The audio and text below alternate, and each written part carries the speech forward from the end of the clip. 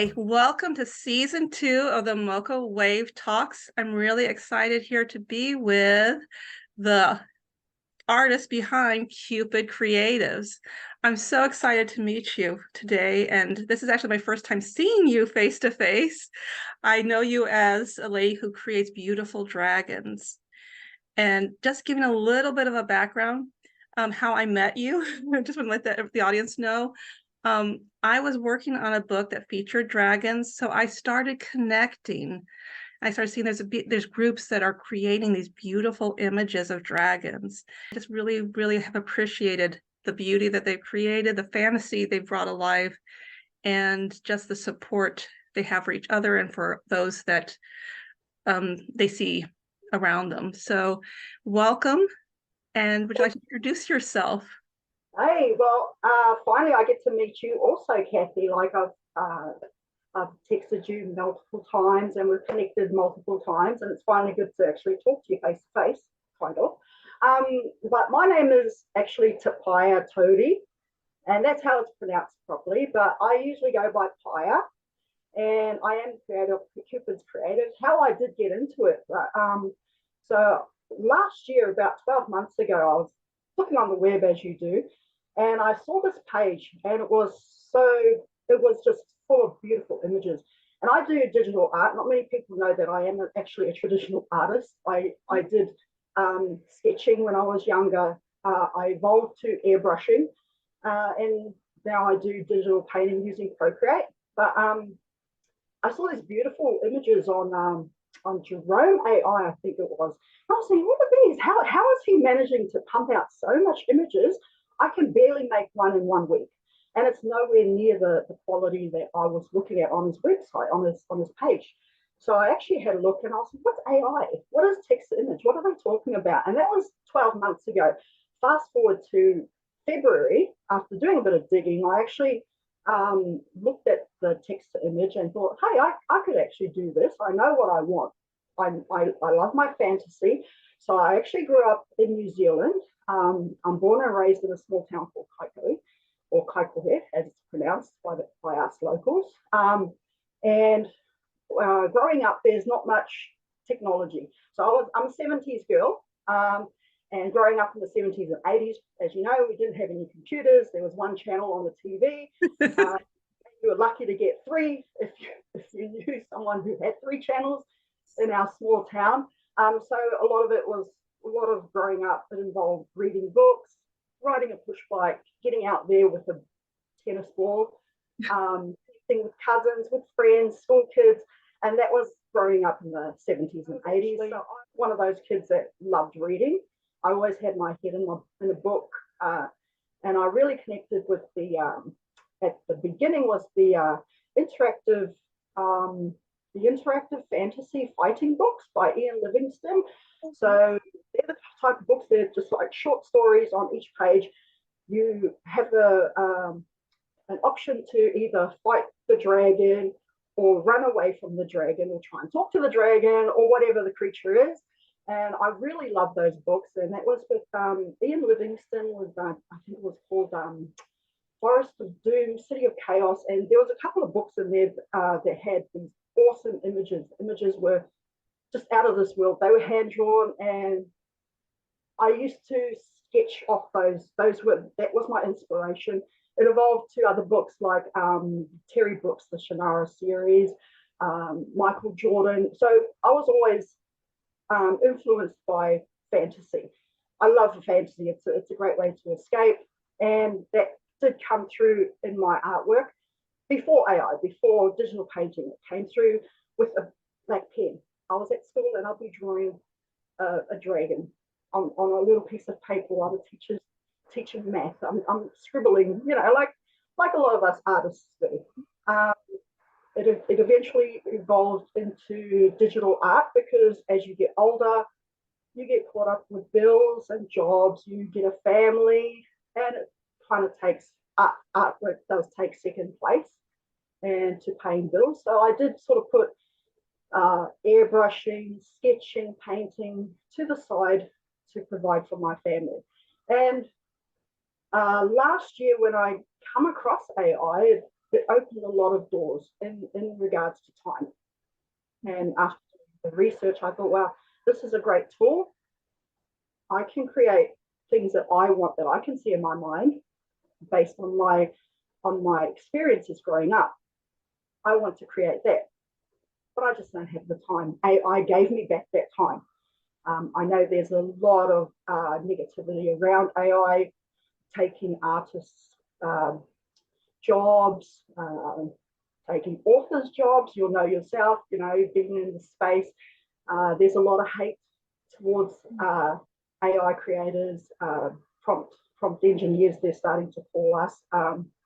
But it's a tool. For me personally, it's a tool. Yeah. I started with a pen, a black pen and a sketch paper, and now I'm using Procreate, which is, like, admittedly, if my battery goes flat on my iPad, I'm gone and I'm dead in the water, but I can still get out a pen and paper. Right. What is a traditional artist these days, though? Like, That's what I was actually having a discussion with someone just a little while ago is, art, there's different forms of art, right? yes. There's some people, they'll put up two pieces of metal on a board and say, look at this. This is the theme for some big concept, right? I don't know what, poverty of mankind or something. So art comes in so many different forms. So I don't think the traditional art is not going to go away because of AI. We I just believe we have another way. it actually enhances it. For traditional artists, if they use it in a way where it enhances their own artwork, it can only, like, improve the space. It gives alternatives to what is currently available. Admittedly, I've seen the movies too, Terminator, but I'm also aware that, like, there's a possibility. You give anyone a tool, and they will turn that tool into creating or being destructive. So it's I always look at that side of things, and I have a bit of a laugh because it's getting so clever. AI is getting so clever these days. Like, myself, and our little collaboration you were talking about. You've got Dreamers Zen. He's from New Zealand. You've got Enchanted Inc. AI Studio. She's from South Africa. Jara from the US. Dreamship Studio is also from Australia. And lately we've got Bill Teppelman. Hopefully I've pronounced that right. So we've got our little network happening, and we do collaborate and we exchange ideas about the AI. And we don't only create with AI text to image, we create with a lot of different tools using AI. And it's a learning curve for all of us. But at the same time, we are aware that, this technology is changing the world. And it can be scary when we're probably not ready for it. Right. Although I think meeting your group has really been encouraging to me. Getting to know Jolene, getting to know you all, because I see, like, I've seen her prompts, some of her prompts, and they're huge. It's not just like, oh, draw me a picture of a dragon. Right? Yes. Well, in February when I started this, I just put in a dragon because that's where I go to. That's my go-to. I love dragons.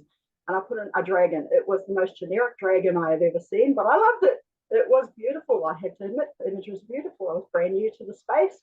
As time goes on, you start learning certain prompts and certain ratios. I started learning about ratios, screen ratios. It's a learning curve. It's a journey. Thoroughly enjoying it, and people don't realize that it's not only putting in a dragon. You also put in aspect ratios. You put in qualities. You put in different styles, and you can also get camera shots. So photographers also, I know a few people who are photographers, and they're using AI, and their shots are from different perspectives. So you can get a high perspective, a low perspective, a wide angle shot, GoPro. Like, it still depends on what the input is. And if you're just going to put in a dragon, it's going to spit out a generic type plain dragon. Yes, and I see that too, because my students sometimes will use the AI to write their essays, but you have to be knowledgeable get the thing out that you really want. And so that's what I'm starting to see. I'm learning that, and I feel like seeing, because like you have to know what a personal narrative is. You have to be able to edit it to say that's not something I personally experience. You know, you have to take out. You have to know what you're looking for to get what you're. 100%. Whenever you're creating something, you always have a picture in your mind that you want the AI to do. I guess it's like giving me a guitar as opposed to giving Eric Clapton a guitar. We're going to create two totally different things. I'll be able to pluck out a few tunes with the guitar, but Eric Clapton will create music. And that's the same with us. You have an idea in your head of what you want your tool to do. And over time, you start learning what you need in that prompt. And that's probably why Jolene's prompt is very long. You've got all of our prompts. It is a descriptive narrative. You are creating your image. Yes. Yes, through those prompts. It's a great experience. It's a great learning curve. I love it. It's just opened so many doors for me. And another thing, I have two young ladies, grown young girls, young daughters, and this is going to be their life. Yes. This is going to be their future. My future was, like I said, a one-channel TV in a small town in Kaikohe, in New Zealand. They still use pen. Everyone still uses pen and paper. You know, like even scribbling it on your hand. But the reality of it is that you go to anything online, and it's a lot of it is generated by AI. I got a phone call the other day. It was from an AI generated. I don't even know what it was. I hung up because I could hear that it was just AI generated, like phone. So the world's changing. It is. I'm trying to keep up, but it's changing so quickly. The space is just speeding ahead. I know. I feel like people, you know, like young people sometimes will laugh at us, but I feel like we deserve a little bit more credit because we've experienced so much change. You know, when you think about from phones that had the little cords that were hooked to the little thing that you actually could hang up the phone and dial the. When you think about all of those changes, and then computers, and then all of the different things that we've seen happening, phones now that you can carry in your hand, and it's not a phone is just a small part of what it does, right? We're carrying around an entire computer that didn't even exist in the 80s.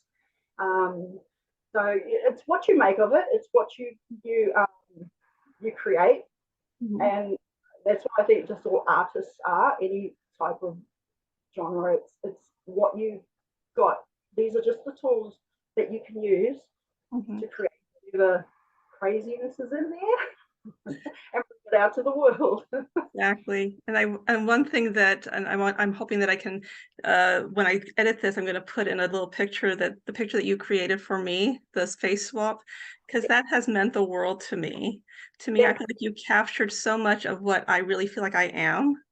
Just face swap, and I'm going to show that to the audience so they can see how beautiful you did that, because it has this beautiful, gorgeous golden dragon, and there's the girl, right? She's holding the book, and it was like a magical sort of book, and then she put my face there, and she made me look beautiful, like gorgeous. I'm like, oh, I wish. It's amazing. So growing up, we didn't have many photos of our grandparents, and what photos we did have of our grandparents. So using the same technology, I'm able to face swap really, really old photos, which is just so blurry you can barely see them. But with the technology, you can upscale a lot of these images, something that's kind of, you can see it now.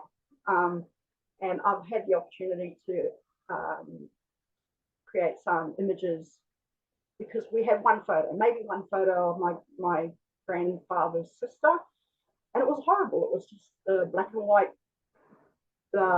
fuzzy photo that no one could even see. So I was given the opportunity to be able to upscale that and create a couple of photos. We know that they're not genuine, so to speak, but it's a good thing to carry on to our kids. You know, like it's I think for me personally, it gives us the opportunity to bring back things that you might have lost over time. you know, like I hear people, like some of the customs I've done, people have lost all of their photos bar one. They've lost one. They've kept one, sorry, and I was able to create some images just Oh, for them sitting down at a table, sitting, you know, and it gave them something to look at. You know, it can be seen as a positive. Some people see it as a negative, but it is there are so many opportunities.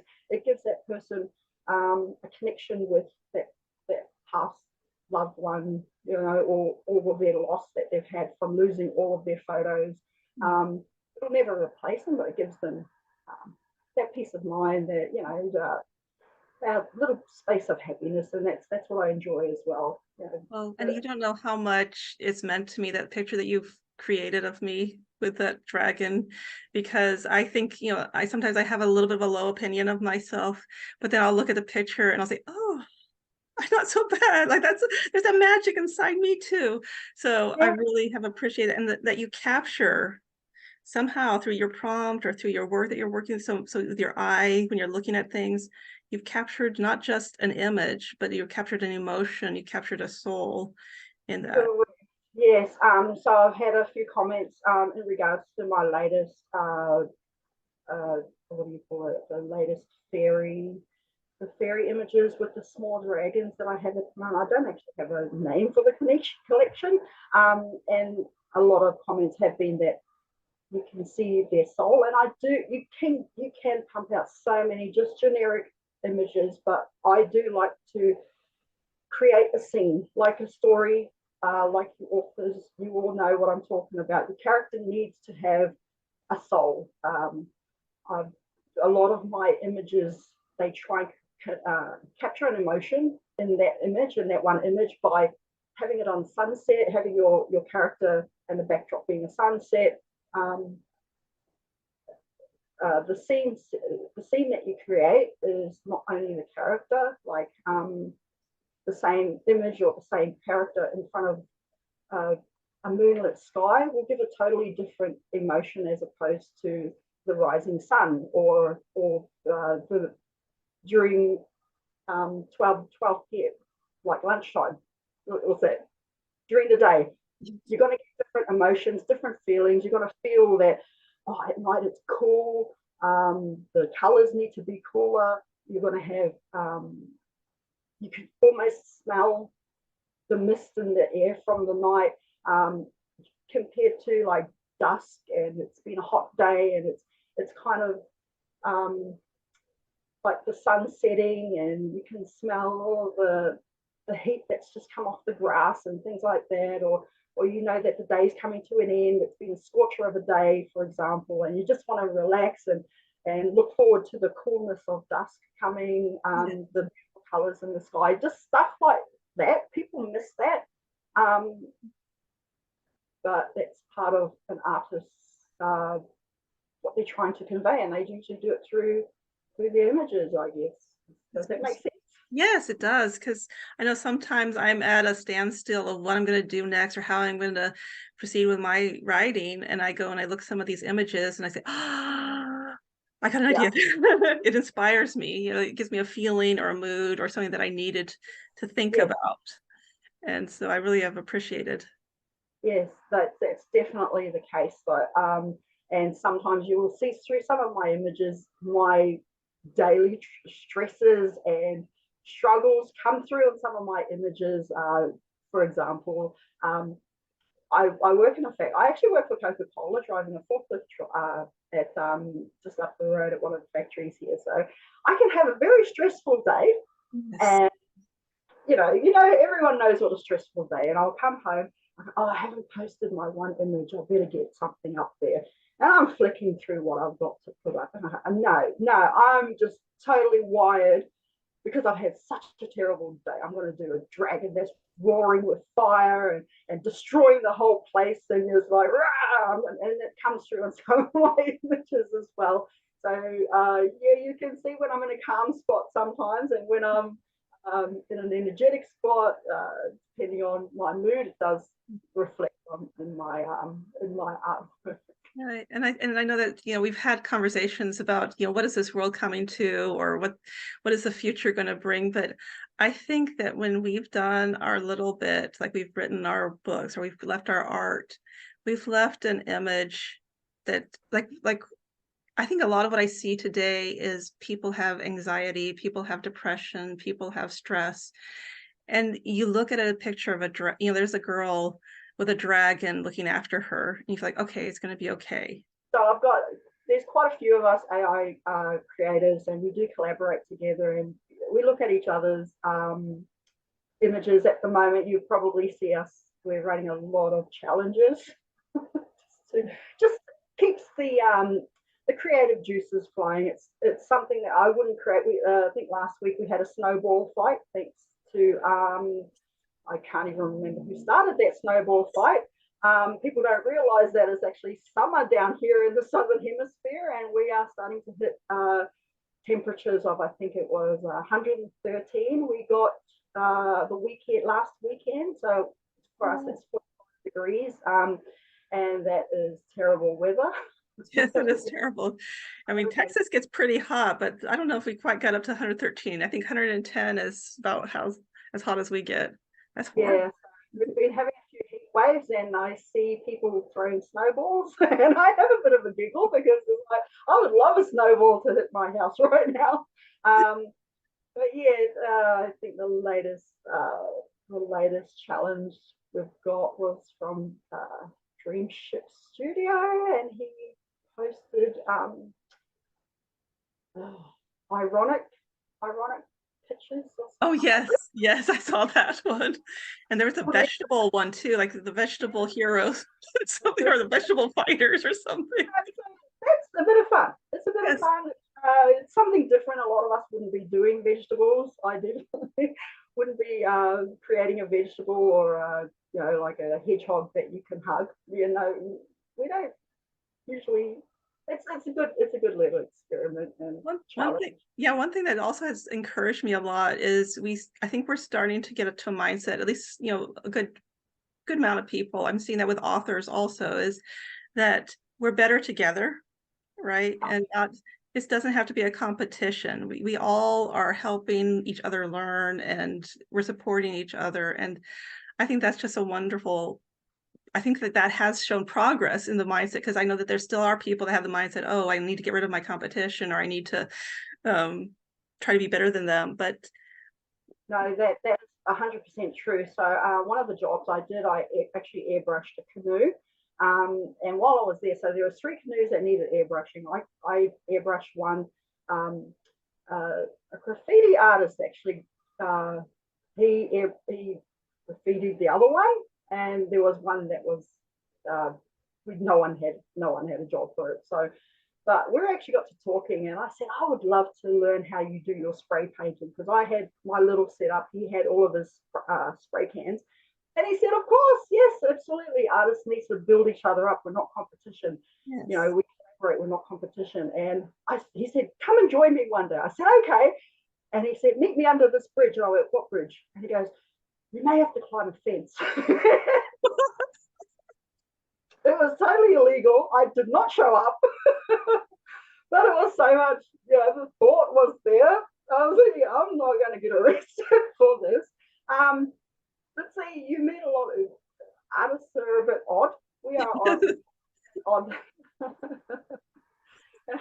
and odd people. But when you meet other odd people, you kind of realize, oh, this world is really fun to Yeah, be in. there's good, right? There's good, and there's sometimes that the good outweighs the little rule or the little, law or whatever, because you want to do, reaching out to people. I think that's more important, right? Sharing than Yes, anything. definitely. In networking, like I said, our little collaboration, we get when we get stuck, we just jump on our little WhatsApp group and go, how do I do this? How do I do that? And some things that you cannot find on Google, or you just have not even considered, someone in the group will pop up with, oh, try this, try this, try this. It's good to have other perspectives. You're not in it alone. Um, and yeah, it's a fun group, fun time. I'm excited for the future. it's only positive. It's only positive. The negative can just go away and do whatever you Yeah. want to do. Yeah. So how can someone who's seen your art or who is interested in your art, how can they follow you, or how can they purchase any of the creations that you've designed? So I've got a couple of projects going at the moment. So Cupid Creatives isn't my only project. So but you can follow on Facebook. It's just under Cupid's Creatives. I am on Instagram. I'm also on Pinterest and TikTok. Although I'm not as active as I am on Facebook. I find it easier to drive. Like I said, I can be quite dense when it comes to social media, although it may Okay. not. Yeah, TikTok's been a challenge for me. Like I'm trying to embrace it, but Yeah, 2024, I've got a bit of a business plan happening, and it is Hmm. more around my clothing line that I've just created 2 months ago. Oh, this is gonna be interesting. Yeah, I'm gonna keep that separate to Cupid Creatives, because Cupid Creatives was originally an experiment Mhm. that kind of grew its own legs and wings and flew off into the sunset without me. So I'm actually looking back towards my roots now as a Māori, and I'm designing t-shirts based on not using AI. People realise that, like I use AI for my mock-ups, but that's about it. Most of my designs do come from me personally using Procreate and digital painting. So yeah, so that's in the wings for next year. YouTube's in the wings for next year. Like I said, AI is just a tool, and it's what you can create using that tool. And so far, it's opened a lot of doors for me and opportunities that I would never have thought of 12 months ago. This has only happened in 12 months. I know when you said that, I was like, whoa, that's a lot getting done in that short time. It's like people don't realize that a lot of creators have other side hustles. We have other jobs. We have a job. Like a lot of people have jobs. And we're always creating them. True artist is always creating. You Yeah. know, Yes. Well, thank you so, so much for joining me. It's been such a delight to talk to you today and to meet you, finally after our chats and seeing your work. good. Thank you so much, Kathy. All right. Bye-bye. Bye.